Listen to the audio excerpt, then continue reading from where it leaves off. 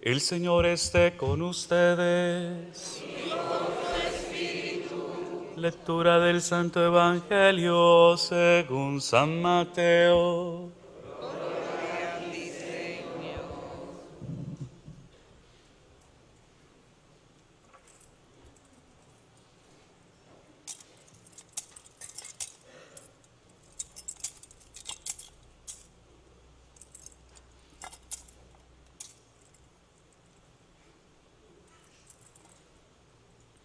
En aquel tiempo Jesús dijo a sus discípulos: no crean que he venido a abolir la ley o los profetas. No he venido a abolirlos, sino a darles plenitud. Yo les aseguro que antes se acabarán el cielo y la tierra, que deje de cumplirse hasta la más pequeña letra o coma de la ley. Por lo tanto, el que quebrante uno de estos preceptos menores y enseñe eso a los hombres, será el menor en el reino de los cielos. Pero el que los cumpla y los enseñe, será grande en el reino de los cielos. Les aseguro que si su justicia no es mayor que la de los escribas y fariseos, ciertamente no entrarán ustedes en el reino de los cielos. Han oído que se dijo a los antiguos: no matarás, y el que mate será llevado ante el tribunal. Pero yo les digo, todo el que se enoje con su hermano será llevado también ante el tribunal.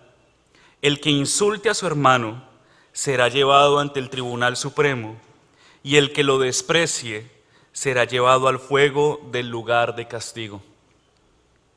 Por lo tanto, si cuando vas a poner tu ofrenda sobre el altar, te acuerdas allí mismo de que tu hermano tiene alguna queja contra ti, deja tu ofrenda junto al altar y ve primero a reconciliarte con tu hermano, y vuelve luego a presentar tu ofrenda. Arréglate pronto con tu adversario mientras vas con él por el camino. No sea que te entregue al juez, el juez al policía y te metan a la cárcel. Te aseguro que no saldrás de allí hasta que hayas pagado el último centavo. También han oído que se dijo a los antiguos: no cometerás adulterio. Pero yo les digo que quien mire con malos deseos a una mujer ya cometió adulterio con ella en su corazón. Por eso, si tu ojo derecho es para ti ocasión de pecado, arráncatelo y tíralo lejos, porque más vale perder una parte de tu cuerpo y no todo él sea arrojado al lugar de castigo. Y si tu mano derecha es para ti ocasión de pecado, córtatela y arrójala lejos de ti, porque más te vale perder una parte de tu cuerpo y no que todo él sea arrojado al lugar de castigo. También se dijo antes: el que se divorcie, que le dé a su mujer un certificado de divorcio. Pero yo les digo que el que se divorcia, salvo el caso de que vivan en unión ilegítima, expone a su mujer al adulterio. Y el que se casa con una divorciada comete adulterio. Han oído que se dijo a los antiguos: no jurarás en falso y le cumplirás al Señor lo que le hayas prometido con juramento. Pero yo les digo, no juren de ninguna manera, ni por el cielo, que es el trono de Dios, ni por la tierra, porque es donde Él pone los pies, ni por Jerusalén, que es la ciudad del gran rey. Tampoco jures por tu cabeza, porque no puedes hacer blanco o negro uno solo de tus cabellos. Digan simplemente sí cuando es sí y no cuando es no. Lo que se diga de más viene del maligno. Palabra del Señor. Gloria a ti, Señor Jesús.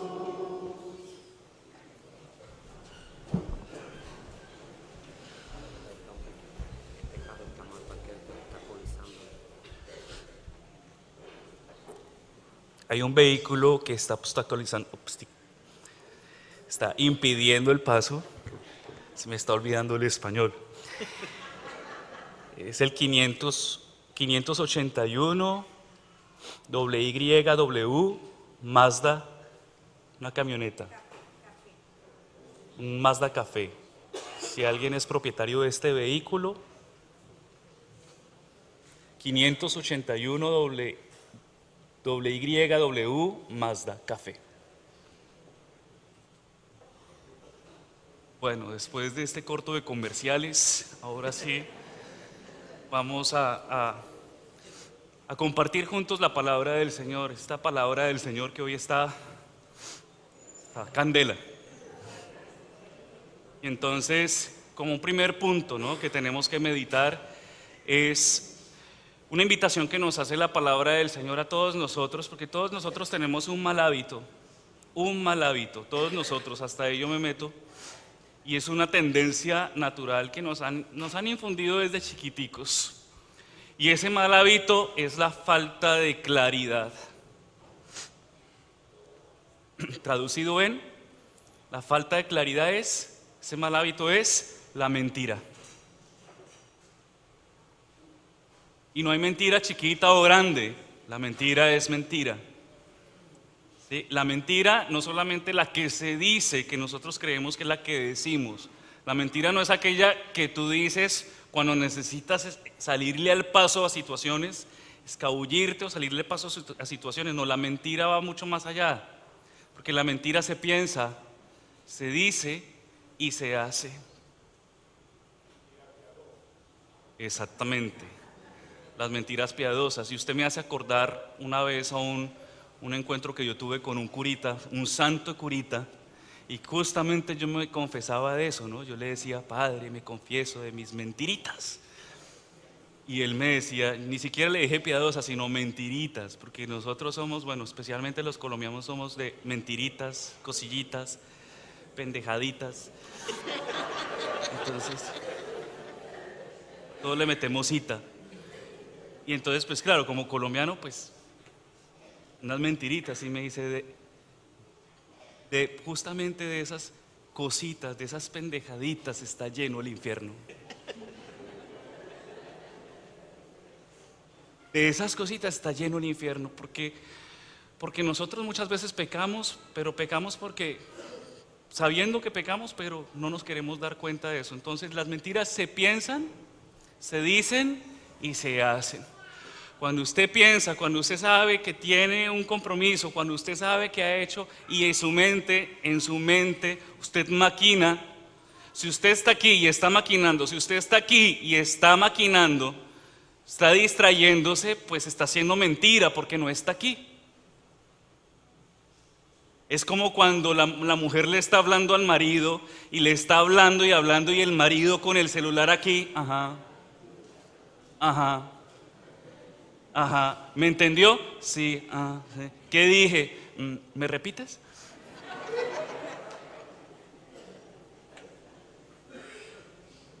Está mintiendo porque usted dice, sí, estoy escuchando. Uno tiene que, son malos hábitos que uno está acostumbrado a vivir, y como está uno acostumbrado a vivir, no se da cuenta que los tiene.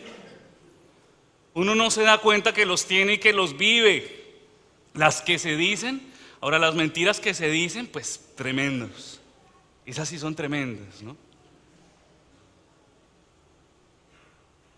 Porque son aquellas que simplemente, ¿saben cuál es la raíz de esas mentiras que se dicen? En el fondo, tú no quieres quedar mal.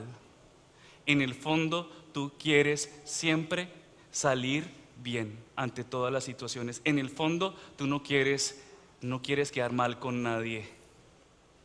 Y a veces, por no quedar mal con nadie, quedas mal con todo el mundo.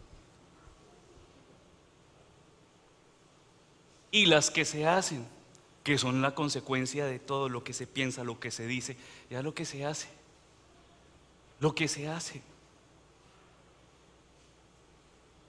Lo que nos exige. Miren, la Eucaristía no termina aquí. La Eucaristía no termina con la bendición del sacerdote. La Eucaristía, a nosotros nos dicen que comienza con la bendición del sacerdote. La Eucaristía comienza porque es afuera donde tú tienes que ser justamente lo que has venido aquí a alimentar. Y entonces por eso en Dios no existen los santos de chocolate y parafina. ¿Saben cuáles son esos santos? Los santos de chocolate y parafina, que con nada se derriten. Los miran mal y se derriten. Les pasa algo y ya es una fatalidad. Y uno les pregunta, ¿qué les pasó? No, es que no me contestaron el teléfono. Y las fatalidades son mínimas. Los santos de chocolate y parafina, aquellos que son flojos. ¿Usted conoce a un flojo? ¿Conoce flojos? ¿Sí sabe, entiende la palabra flojo? ¿Usted sabe lo que es vivir con un flojo? ¿Ah? Es desesperante, y sobre todo cuando usted es activo, ¿no? Vivir con un flojo que no hace, una persona floja es la que no hace nada. Nada, y usted está bien atareado y esa persona lo puede ver a usted bien atareado y esa persona no mueve un dedo. No hay nada más desesperante y terrible que un flojo. Dios nos libre de la flojera, Dios nos libre de la pereza y sobre todo nos libre de la pereza espiritual. Porque es que cuando a ti te da pereza, cuando tú te desmotivas, nada, ni por más bendición que haya en tu vida, te motiva para seguir adelante. Entonces el Señor quiere santos humildes, pero también esforzados, y por eso nos exige, por eso nos habla tan duro, tan claro en la palabra de Dios, porque Dios no quiere engañarnos, Dios no quiere quedar bien con nosotros.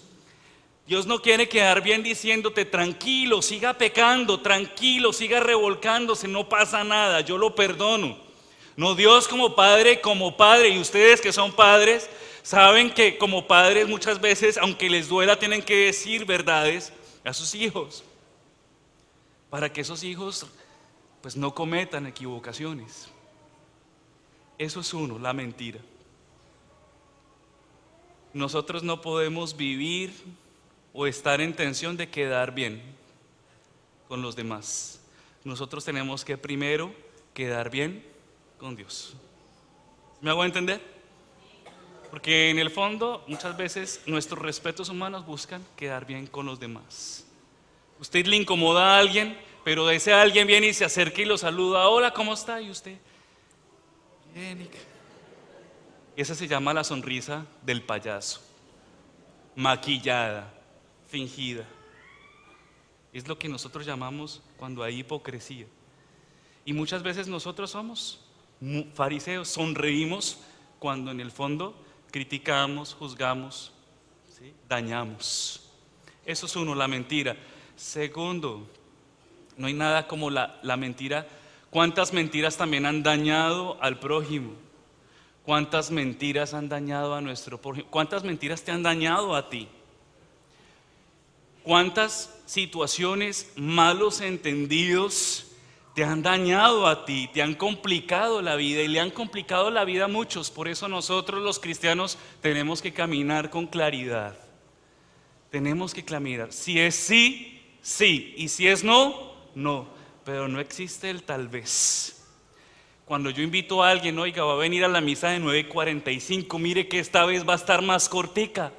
Y le dicen a uno, de pronto. Eso traduce, no voy a ir, no me interesa. Si usted me dice a mí en una invitación que de pronto, yo ya sé que usted no va a ir, que no le interesa. Nosotros tenemos que tener claridad, sí o no. Pero los de pronto no pueden existir, tienen que empezar a desaparecer. No pueden existir.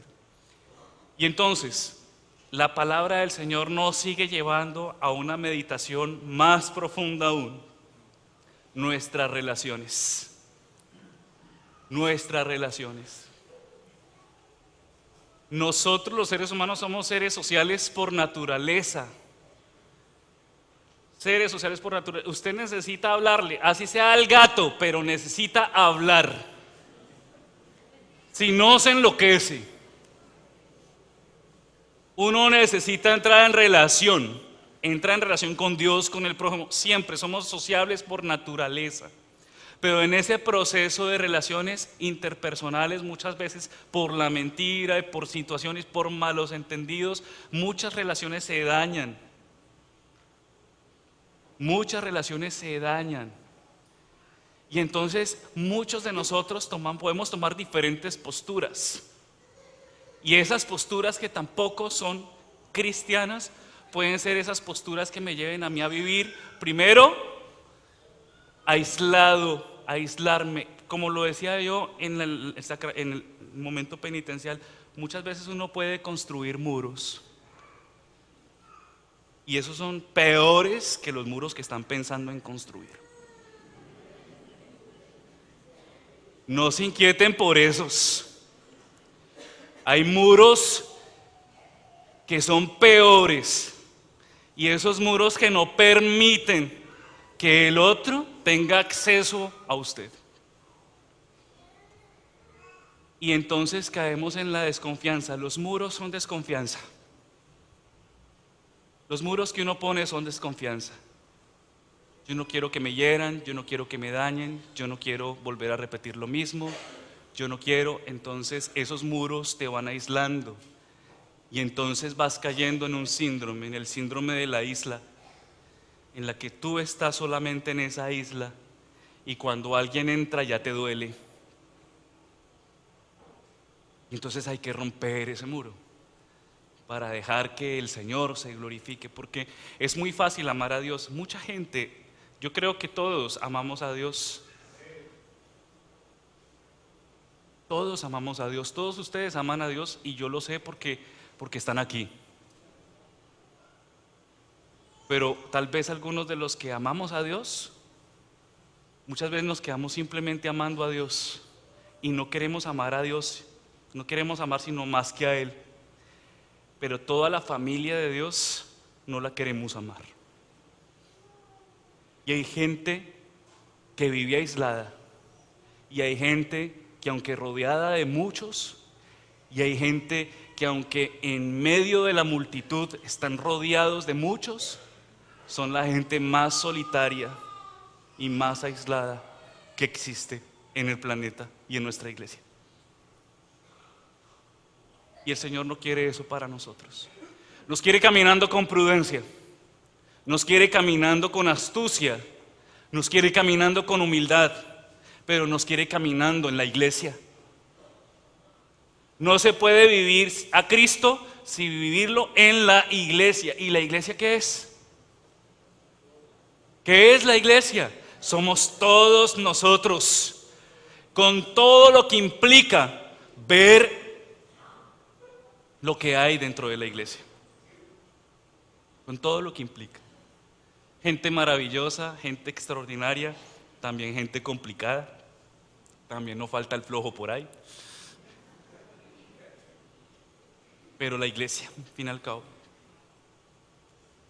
decía un psicólogo, nos compartió una vez, que si el Señor le hubiera hecho un test psicológico a los apóstoles en su elección de los 12 apóstoles, el único que hubiera pasado el test psicológico hubiese sido Judas Iscariote.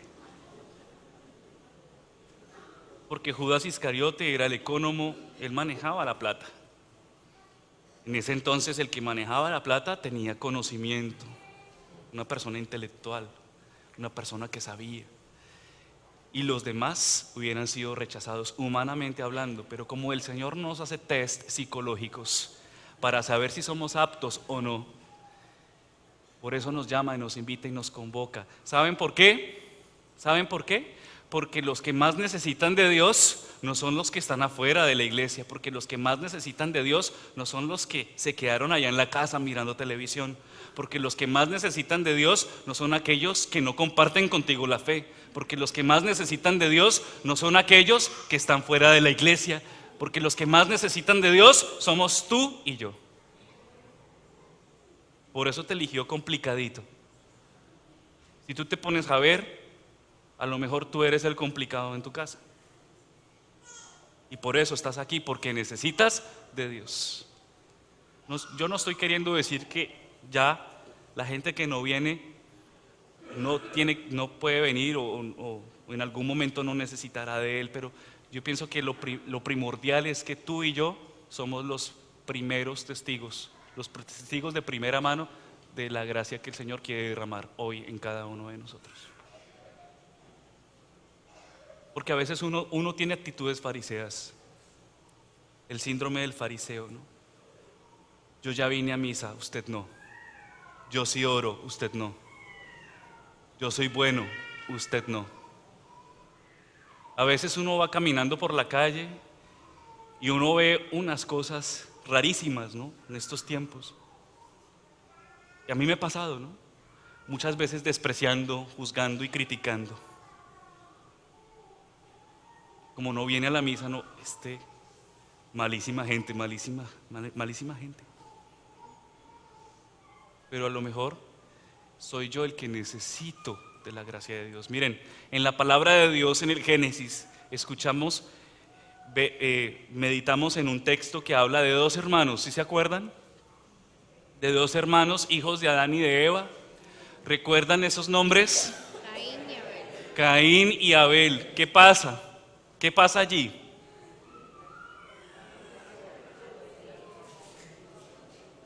Caín, ¿qué hizo Caín? Mató al hermano, mató al hermano. ¿Por qué? Por envidia, ¿no es cierto? Y cuando usted lee ese texto y dice Caín, a veces le dicen a uno, usted sí es más malo que Caín.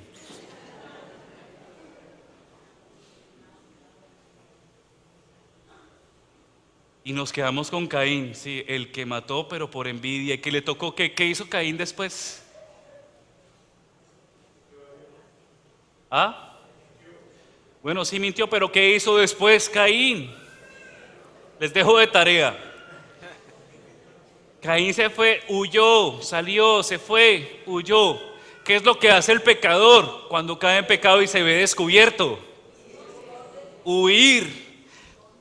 Huir, lo mató, que se escondió. Se huye cuando uno se ve descubierto, se huye porque uno no quiere verse descubierto.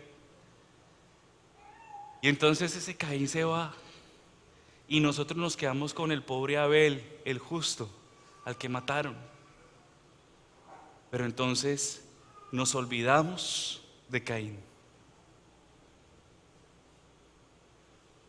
Nos olvidamos de orar por Caín. Y no estoy hablando de ese Caín. ¿Dónde está Caín en tu familia? ¿Dónde está Caín en tu realidad? ¿Dónde está? ¿Dónde está aquel que se fue huyendo de ti? ¿Dónde está aquel que tiene vergüenza de verte a los ojos? ¿Dónde está aquel que teme que tú lo rechaces? Porque falló. Y entonces es una pregunta también muy interesante. ¿Dónde está Caín? ¿A dónde se fue? Y por ese tenemos que orar. Nosotros, los miembros de esta iglesia, tenemos que orar. Tenemos que orar por esas personas que se quedan heridas en el camino. No podemos dejar heridos en el camino. No podemos dejar capítulos abiertos sin cerrarlos bien cerrados con la gracia del Señor. Nosotros tenemos que dejarlos sanados, porque nosotros estamos llamados a hacer ese bálsamo que cubra las heridas. Ese bálsamo, miren, si hay algo que no nos permite ser bálsamo, es nuestro mal genio. Hay gente tan mal geniada, ¿sí? Que ya con solo mirarlos, ya uno siente que lo van a fusilar.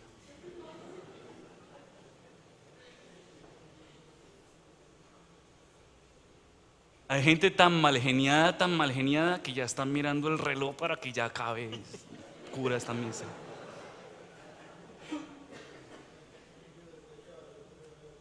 Y el mal genio no nos permite Ser feliz. El mal genio no hace que miremos con claridad. Cuando usted está mal geniado, cuando usted responde con mal genio, sépalo, se metió en la grande, porque cuando usted responde con mal genio, ya no va a poder recoger lo que usted ya escupió.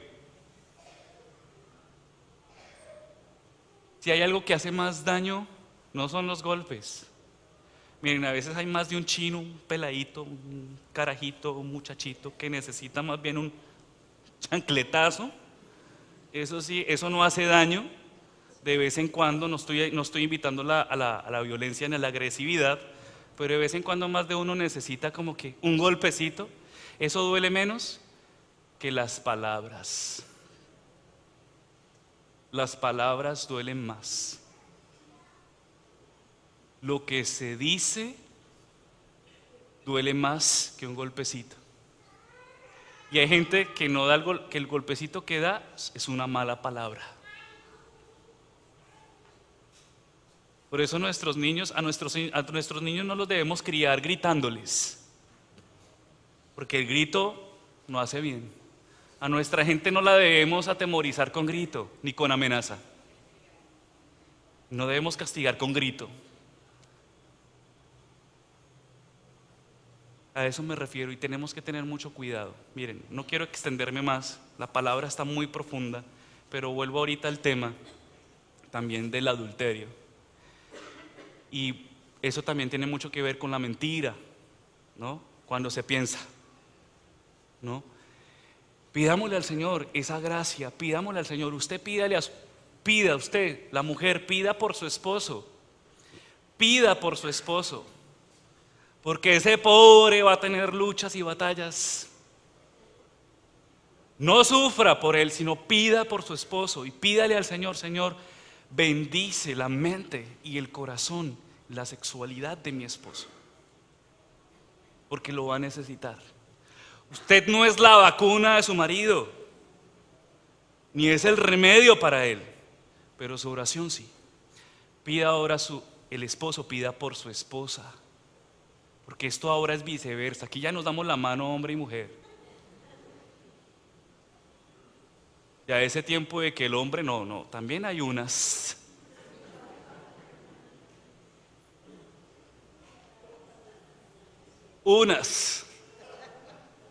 Hay unas que son, mejor dicho, peligrosas. También. Yo sé que aquí no están, pero hay unas.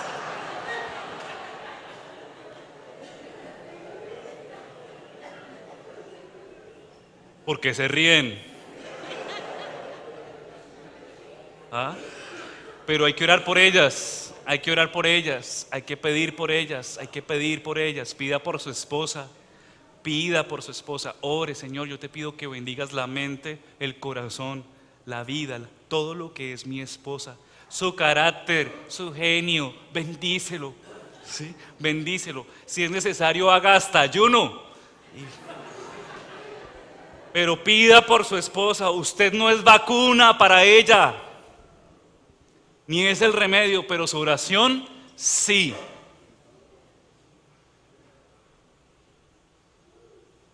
Nuestra oración es la vacuna, porque es la que nos da la gracia de insistir en este propósito de ser santos. Quiero terminar, ahora sí, simplemente dando una indicación para muchas parejas que viven en situación, que no han podido casarse por la iglesia y que viven están en ese proceso de mirar por qué no podemos comulgar, por qué no podemos estar en comunión. Quiero tocar ese punto porque es muy importante aclararlo y es muy importante que muchas parejas reciban esa luz hoy en este día, que muchas parejas nos quedamos así porque no preguntamos y porque no nos acercamos. El divorcio, como lo dice la palabra del Señor, no existe en la iglesia. No existe. Usted no le pide a la iglesia que lo divorcie, eso no existe, eso es un término civil, no religioso. Pero hay procesos de nulidad matrimonial. Nulidad matrimonial son aquellos que hay personas que se han casado y que eso ha tenido una serie de situaciones que hacen que ese matrimonio no sea válido, sino que sea nulo. Nulidad matrimonial significa que no hubo matrimonio católico.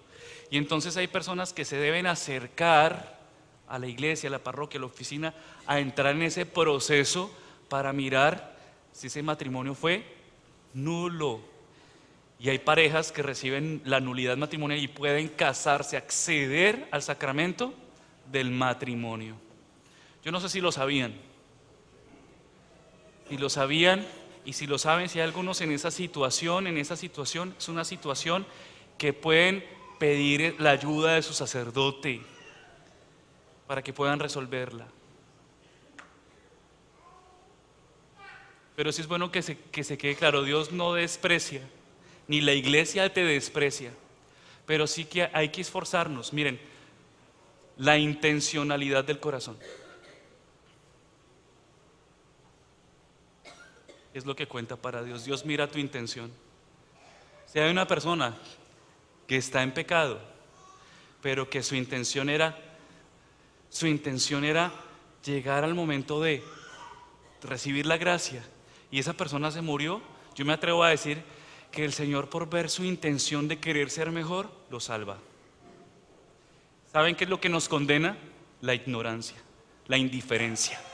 Cuando yo no me siento necesitado y cuando en mis intenciones no está Dios en primer lugar.